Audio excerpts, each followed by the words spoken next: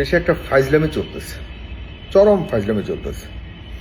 বিশেষ করে আমাদের দেশের সবচেয়ে গুরুত্বপূর্ণ বিভাগ হলো বিচার বিভাগ। এই বিচার বিভাগে কি ধরনের কাজ চলতেছে আপনারা জানেন?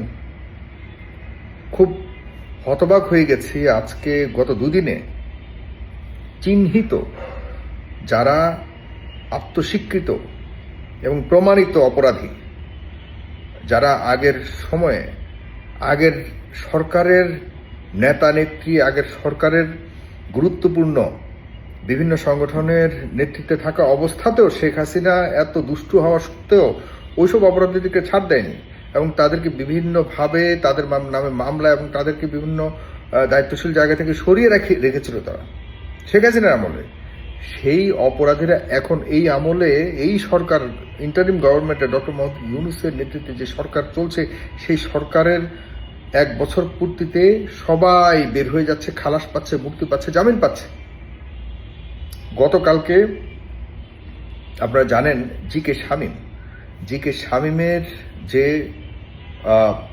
টাকা পাচার থেকে শুরু করে অনেক ভয়াবহ অনেকগুলি অভিযোগ, যেটা দেশ কাঁপানো অনেকগুলি অভিযোগের কারণে তার বিরুদ্ধে প্রায় 10 বছরের সাজা থেকে শুরু করে আরো অনেকগুলি মামলা ঝুলেছিল।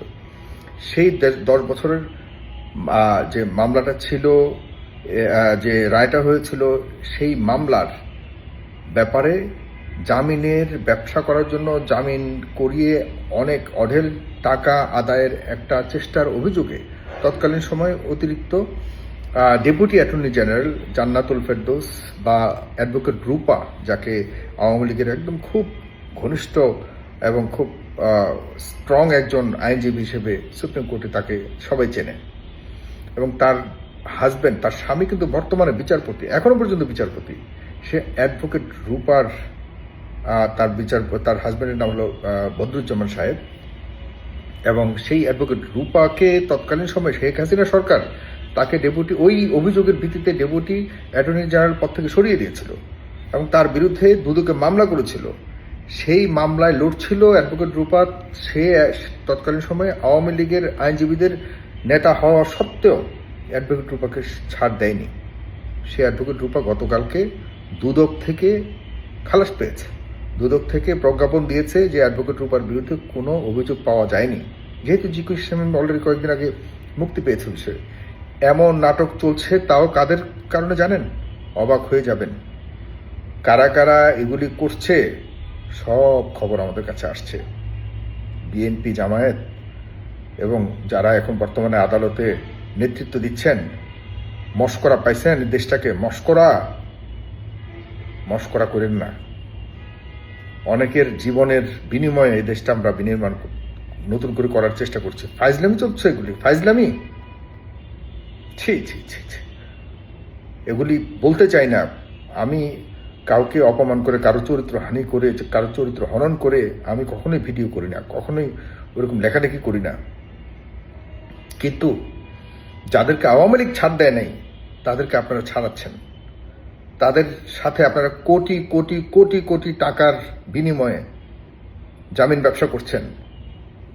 সকল খবর আমাদের কাছে আছে। কি চান আপনারা? কি চান? দেশটাকে ফাইজলামি পাইছেন? গতকালকে সিলেটে সেই রায়হান হত্যার যে অভিযুক্ত, যিনি সাজাপ্রাপ্ত আসামি, সেই ফাঁড়িতে নিয়ে 2020 সালে এসআই আকবর মেরে ফেলেছিল নির্যাতন করে। সে আকবরের ওই ঘটনা চাঞ্চল্যকর একটা ঘটনা ছিল। সে পালিয়ে যাওয়ার সময় তাকে আটক করে এরপর তাকে সাজা দেওয়া হয়েছে। সে আকবর গতকালকে মুক্তি পেয়েছে। মুক্তি পেয়ে সে নাকি পালিয়ে গেছে। এই মুক্তি কিসের ভিত্তিতে পেয়েছে? কারা এই মুক্তি করেছে? কারা এই জামিন করার ব্যবস্থা করেছে? কোন উদ্দেশ্যে করেছে? কিসের বিনিময়ে করেছে? কুমিল্লায় একটা অপরাধীও ধরা খাওয়ার পর, একটা অপরাধীও 3 সপ্তাহের বেশি জেলে ছিল না। সবাই মুক্তি, সবাই বেরিয়ে গেছে।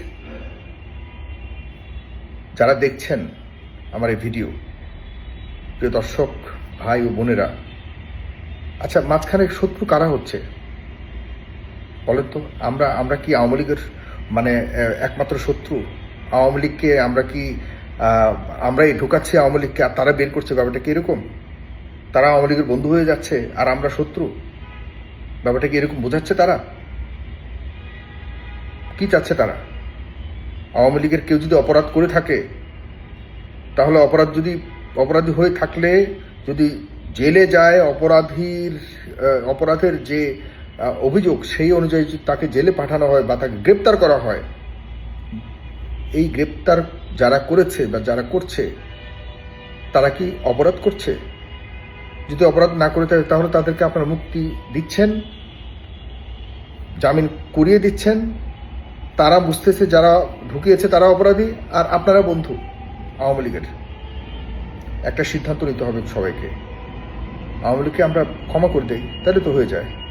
দরকার নেই তো আপনি একজন শত্রু সাজবে আর আপনি মাঝখান দিয়ে শত্রুকে বিনিময়ে আপনি মুক্তি দিয়ে আপনি বন্ধু হয়ে যাবেন। এই ভণ্ডামি আর করতে দেওয়া উচিত নয়। রাজনৈতিকভাবে সিদ্ধান্ত নেওয়া উচিত আসলে কি করবে, কি করা উচিত। যারা নিরপরাধ তাদেরকে, আওয়ামী লীগ হোক আর যে কোনো দলেরই হোক, আমরা তাদেরকে কোনোভাবেই তাদের বিরুদ্ধে মামলা দিয়ে সেটা নিয়ে বাণিজ্য করা কোনোভাবে উচিত নয়। আর যদি তাদের মধ্যে কেউ নিরপরাধ হয়ে থাকে তাদেরকে অ্যারেস্ট করা উচিত নয়, কোনোভাবেই উচিত নয়। প্লিজ সবাই সোচ্চার হন, জাগ্রত হন। ফাইজলামি চলছে আইন বিভাগ নিয়ে। আইন উপদেষ্টা একটা ফাইজলামি করতেছে। কোটি কোটি কোটি কোটি টাকার বিনিময়ে ব্যবসা চলতেছে আইন বিভাগে, ব্যবসা সারা দেশব্যাপী। বলে রাখলাম আপনাদের কাছে।